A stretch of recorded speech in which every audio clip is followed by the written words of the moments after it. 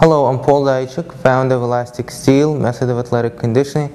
Today I'm going to expand on the video that I did about a week ago, and in that video we talked about adductors and abductors, how they're related in terms of injury and pain. Today I'm going to talk about the adductors, which is the muscles right here, the inner side, mostly some more forward, some more back, and how they're related to the low back. Some of those questions have been coming up, and I said I'm going to make a video about it. Now, the abduction is about 45 to 50 degrees. 48 degrees, some people can do about 35 degrees, and I'm talking about healthy movement. You don't have an inflammation there that's severely restricting, and you don't have the stretch joint capsule where you can go more. The normal range of motion, which is about 45, 48 degrees, about here. This is what it is.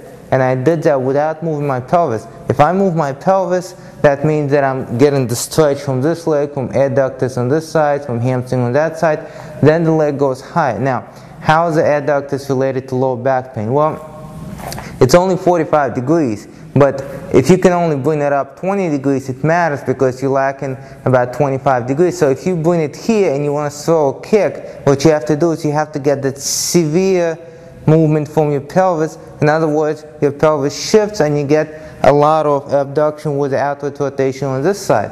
Okay? Now, why is that a problem if you can do that? Well, technically it's not a problem, but your kick is going to look like this.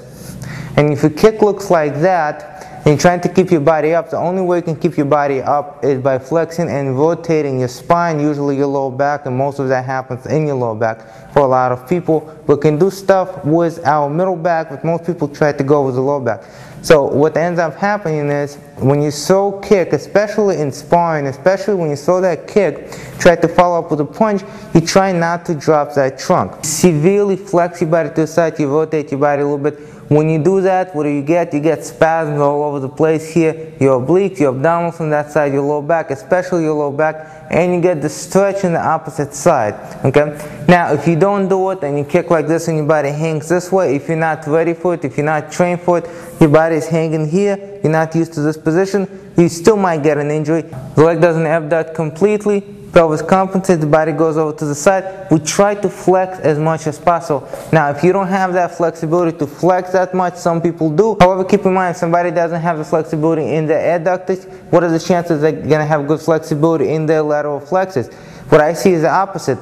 Good flexibility here, poor flexibility in lateral flexors. It usually does not happen that somebody has good lateral flexibility and at the same time they cannot abduct their leg completely. Usually it's the other way around. Okay?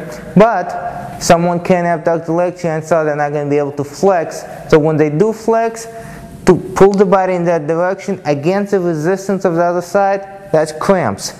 If you do too fast, you might tear or injure something on the other side. Now, there are many different reasons why somebody might have lower back pain while performing the kicks or performing similar movements. If you look at Elastic Steel channel, you'll see a few different videos that talk about different reasons.